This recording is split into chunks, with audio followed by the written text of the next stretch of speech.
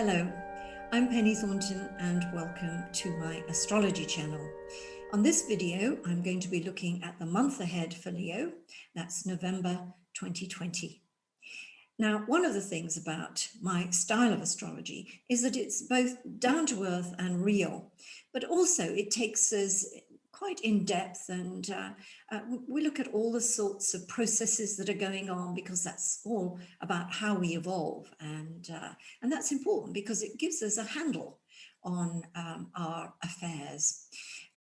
I kind of think that a monthly video like this is showing you the shape of things to come, but in a way that you can both prepare and get your mind in a certain set, so that as events come towards you, you are much more prepared for them. Sounds like a good idea to me. Anyway, let's take off. We're going to be looking at your horoscope so that we can see what's going on here. And here at the beginning, the sign of Leo, we place Leo here on the ascending point. So it's everything from the Leo perspective. You are the star of the show, as always, and all the planets are around you in different sectors of your horoscope, and they mean different things to different signs. So in your case, as we come into November, the sun, which is the center of everything and every area that the sun moves into every month, so to speak, becomes an area where it's really highlighted. The things that are associated with that house, the activities, the themes, they become super powerful. And it's both an opportunity for you to get behind those things, but also to notice how things associated with those areas of your chart come to pass. So we're here in the fourth house of your horoscope. This is ruled by Scorpio in your case. And I want to start really before November the 1st. I want to start back here, probably in the last 2 or 3 days of October, because there was a very, very powerful full moon on the 30th, 31st of October. So the sun was in Scorpio, the moon was in Taurus, and it was up close and personal to Uranus. I'm going to be talking about that in a minute.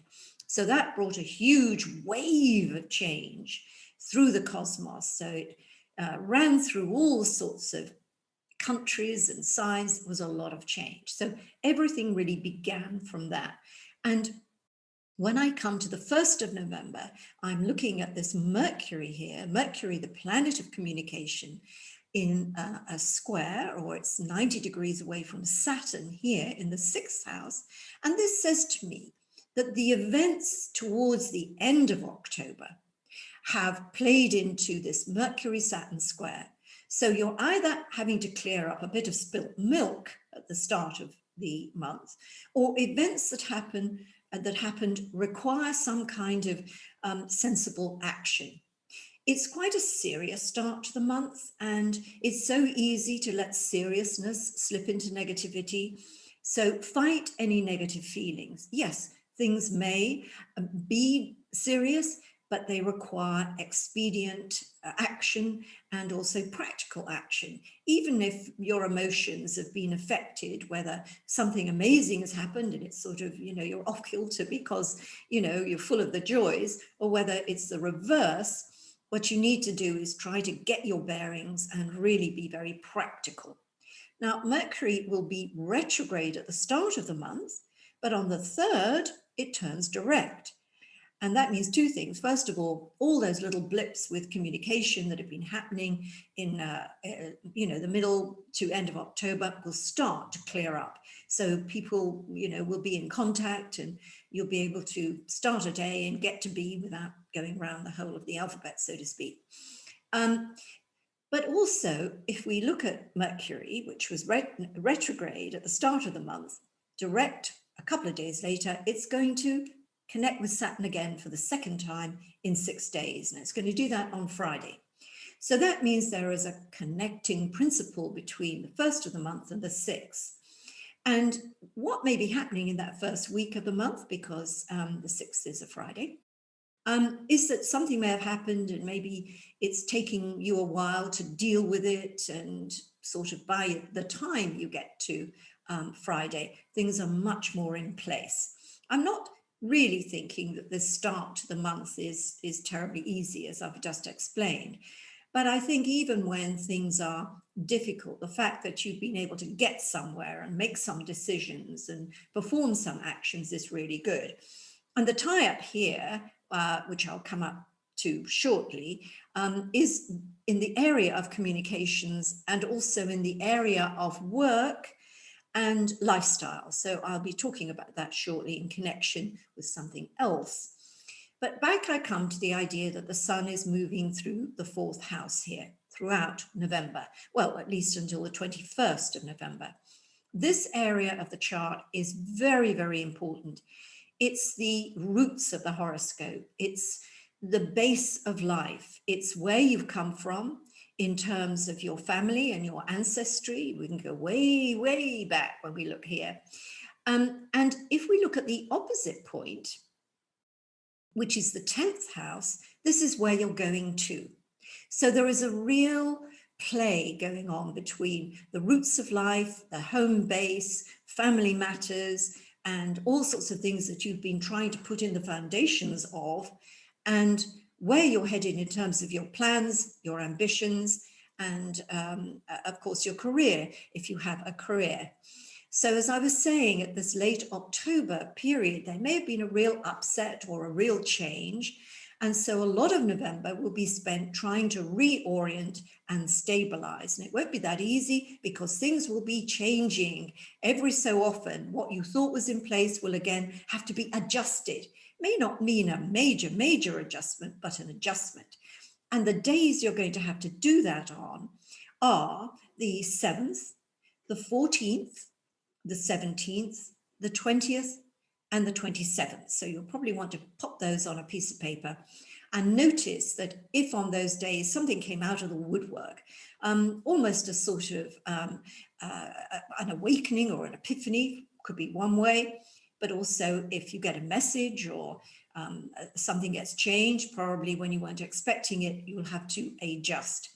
And there's something that I think maybe even more important here, is if you have a birthday somewhere between, late July and very early August, then Uranus is a main player in your horoscope, has been for much of this year and will continue to be for a good part of next year, maybe up until the spring, if you're in the Northern Hemisphere, and of course the autumn if you're in the Southern Hemisphere. Now, if you have that birthday, or you're born in 1977, 1957, or 1998, you've also got Uranus as a big player. And with Uranus, you get release and revolution. So it's a very revolutionary period of your life. On the one hand, in general, it may be a time when you want to break the chains that are really holding you back, and you're seeking new ways to express yourself, your talents, and to really share your life with other people. And I'll spread this throughout the sign of Leo, even though I've marked or those birthdays and years as being special, because you may have something in those early degrees of Leo, and you will be just as much in the regarding what I'm speaking about at this point, as if you had a birthday there. It doesn't matter if it's towards the end of your sign. If you've got something around 8 degrees or so of Leo, then you're right in the midst of this. What I would say is there's that fine balance really between revolution, in that you want to change things and have a different kind of life and to be able to breathe and find freedom. And there's that balance between doing that in a way that doesn't wreck everything like a wrecking ball and bringing it about in a way that it can be achieved. And the dates that I've just given you should be really helpful in this regard. And of course, sometimes with Uranus, things just happen. But these things that happen to you in November are really meant to be, and they're meant to be helpful. They're not, even if they do upset more than your routine, they're there for a purpose. They're getting you out of a rut. They are opening your eyes to new possibilities, and you probably need to think of that. Now, if you remember when I started the month out on the 1st, I talk about Mercury hooking up to Saturn here. But you can probably see that there's a whole cluster of planets in this area: Jupiter, Pluto, and Saturn. And these have been clustered together the whole of the year pretty well. And that's been the signature on the coronavirus and everything that's happened to us, with lockdowns and fears and anxieties and losses of jobs and being forced into different domestic circumstances. It's the Saturn, Pluto, Jupiter effect. And that becomes really important in November, because on the 12th of November, Jupiter and Pluto meet for the third time this year. And they've met previously, 5th of April. They did so again on the 30th of June. So this idea that this is third time's a charm. It may be that if you notice nothing important about those dates that I've just given you, and something really big happens around the 12th of November, you'll know that's the Jupiter-Pluto effect. There is a lot of opportunity with Jupiter and Pluto always. Things can come up fantastically with a Jupiter-Pluto effect, transformation in a big and wonderful way, whether it's to do with your career, whether it's to do with personal relationships, whatever it may be, there's that kind of boosting effect.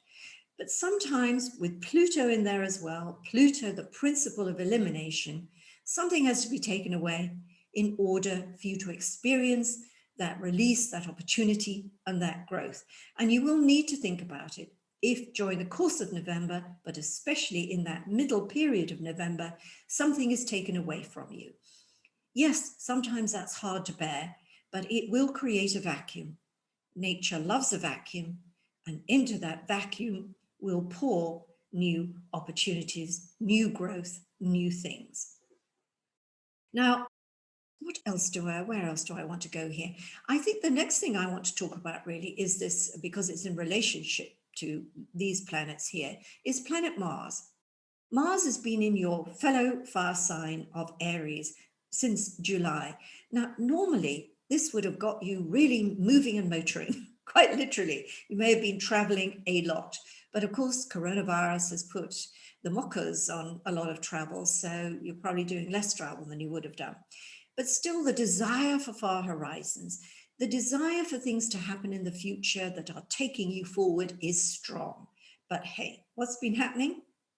Not only has Mars been retrograde, but it's been hooking up to these troublesome trio here. And so instead of opening the world up to you and opening up possibilities, it's tended to frustrate your energies and not allow you to do that. But you know, the struggle will have been worth it.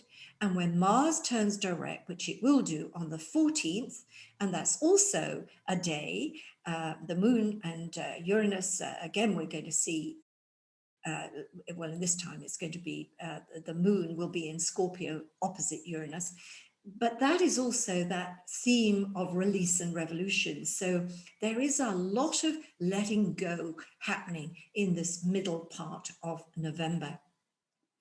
As we move forward, we also see that there is this, I put here, penumbral lunar eclipse. Now, this will be dominating the latter part of November for you. The eclipse is exact on the 30th of November, and this is an interesting one. It's on the axis of creativity and collaboration, and I want you to think about what was happening in May of earlier this year, May the 22nd, when there was a new moon on this same axis, because very often we begin new things on a new moon, and they have their completion on the full moon 6 months later. And maybe you can connect these two periods of time. What I'm looking at really is the idea of a gestation period. When this full moon eclipse occurs on the 30th, a gestation period is at an end.